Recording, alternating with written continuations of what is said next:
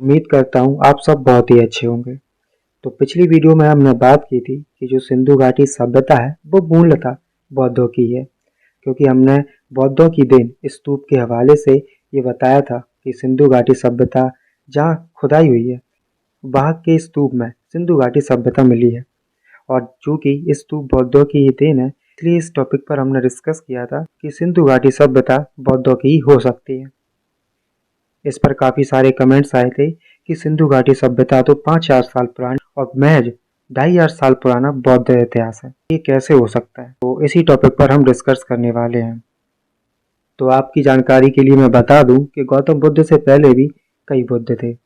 बुद्ध वंश की अटकथा, महापदान सुत्त, इनमें बौद्धों की परंपरा का वर्णन है। देसी विदेशी दोनों स्रोत बताते हैं कि गौतम बुद्ध के पहले भी कई बुद्ध थे। साहित्यिक भी और पुरातात्विक स्रोत भी ये बताते हैं कि गौतम बुद्ध से भी पहले बुद्ध थे।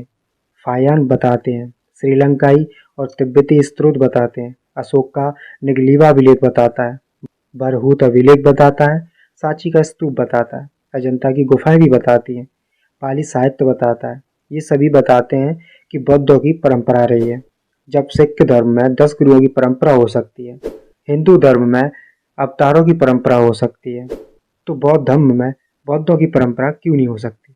या मैं कुल 28 बौद्धों के नाम दे रहा हूँ, आप चाहें तो वीडियो को पॉज करके सारे बौद्धों की नाम पढ़ सकते हैं।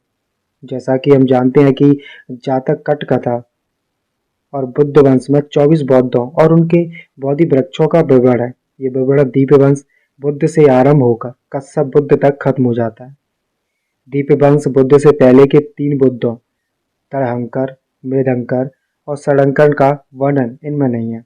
ऐसा कहा जाता है कि दीपंकर बुद्ध के पहले 3 बुद्धों के कोई बोधिसत्व नहीं थे, इसलिए ये तीनों बुद्ध इनकी सूची से बाहर हैं।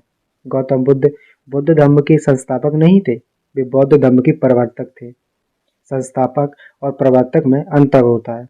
गौतम बुद्ध ने धम्मचक्र का प्रवर्तन किया था, वे धम्मचक्र के संस्थापक नहीं थे। संस्थापक किसी धर्म की स्थापना करता है, जबकि प्रवर्तक पहले से चले आ रहे किसी और धर्म को परिमार्जित करते हुए नए सिरे से चालू करता है। पायन ने बताया कि देवदत्त के अनुयायी शाक्य मुनि बुद्ध के प्रति श्रद्धा भाव निवेदित नहीं करते हैं, बल्कि वे लोग पहले के 3 बौद्धों में श्रद्धा भाव निवेदित करते हैं। वे बुद्ध थे ककुसंद, कोणागमन और कश्यप बुद्ध।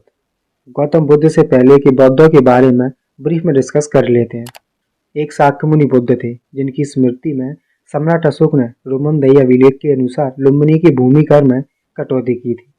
एक कोणागमन बुद्ध थे, जिनकी स्मृति में सम्राट अशोक ने निगलीवा अभिलेख के अनुसार निगाली सागर के स्तूप को दुरुस्त कराया था। एक कश्यप बुद्ध थे, जिनकी स्मृति स्थल को चीनी यात्री फायान ने श्रावस्ती के पश्चिम में देखा था।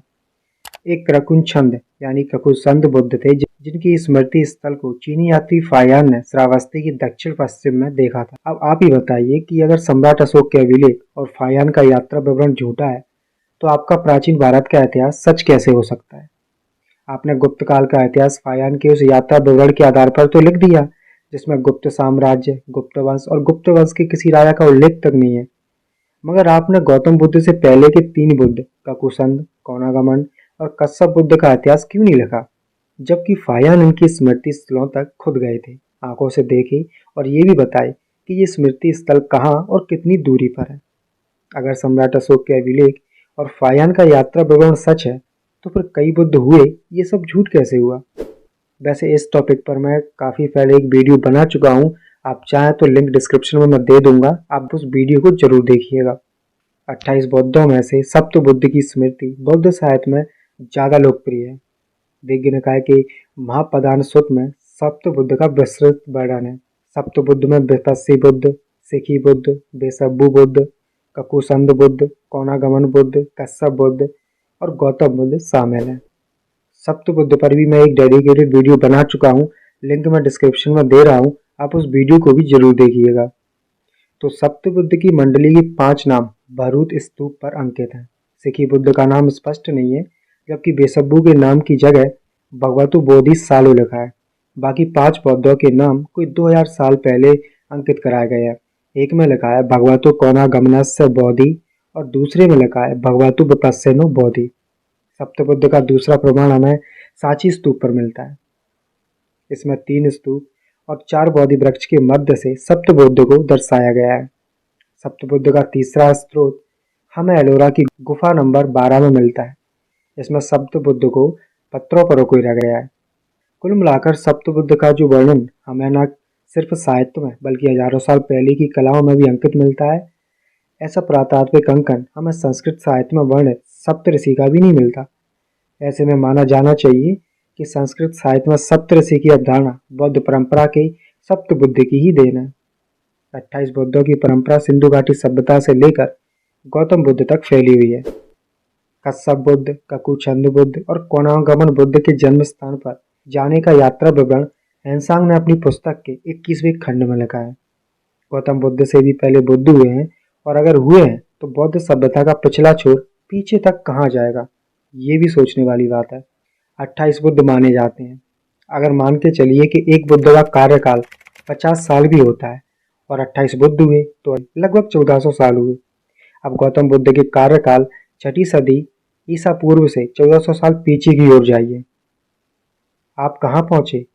वहीं पहुंचे ना, सिंधु घाटी सभ्यता में। तो सिंधु घाटी के लोग द्रविड़ थे और सिंधु घाटी की सभ्यता द्रविड़ों की बौद्ध सभ्यता थी। बौद्ध सभ्यता का विकास रातों रात नहीं हुआ। कई निर्वंशों, कई पीढ़ियों, कई गणों ने इनके विकास में अपना अपना योगदान दिया है।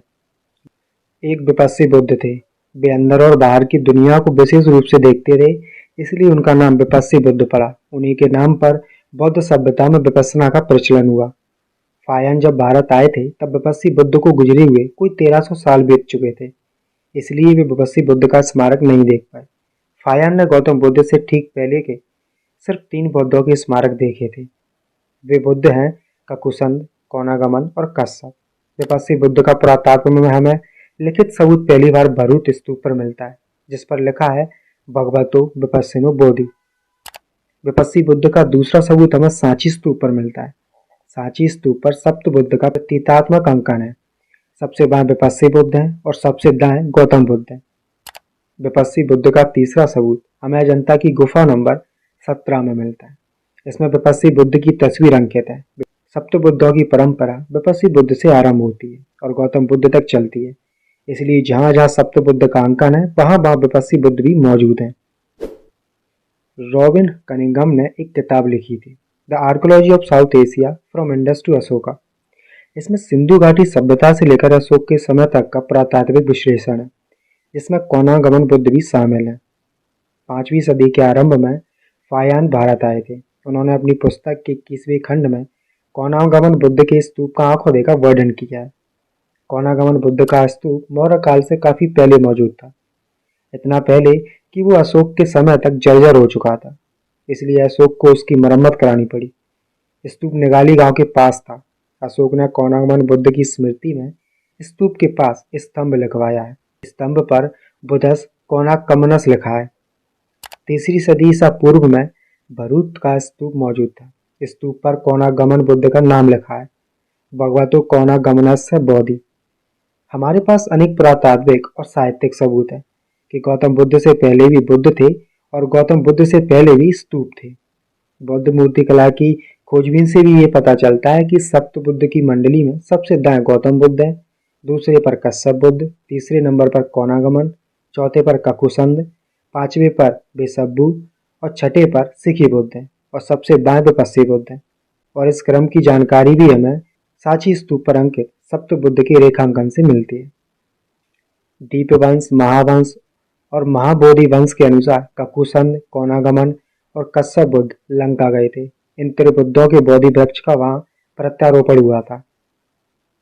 अनागत वंश में गौतम बुद्ध 3 पूर्व बुद्धों ककुसंद, कोणागमन और कश्यप बुद्ध का उल्लेख करते हैं। बर्मा का एक अभिलेख है जिसमें त्रिबुद्धों का उल्लेख है।